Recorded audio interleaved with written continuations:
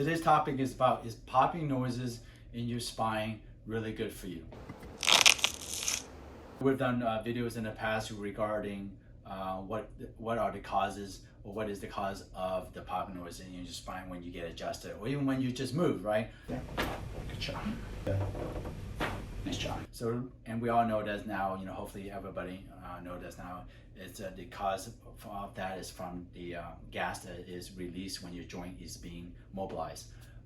Now, let's talk about why that's important, or why that is a benefit for your spine. Now, the analogy I like to use is the creaking wooden floor, right? So now just imagine you guys walking on a wooden floor, and you take a step onto a portion of the wooden floor that is very loose, okay? So of course it's gonna make that, creaking noise, right? Now for wooden floor, that's not really that good, right? We all know that, we wanna walk on a floor that doesn't creak and grind, right? But for your spine, that creaking aspect, though, in this case here, we're transferring to your spine, your spine doesn't creak, but it actually pops, right? It tells you that your spine actually has mobility in it, okay?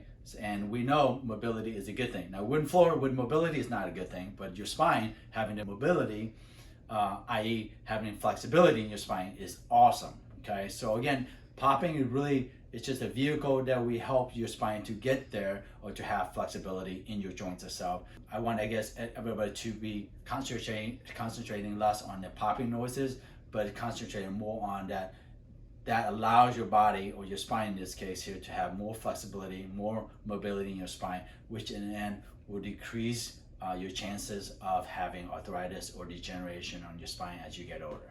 So thanks for joining us, and please subscribe to our channel if you guys like it. And of course, anytime you guys have any questions or any topics that you will want us to discuss, please let us know, and we definitely will do that for you guys.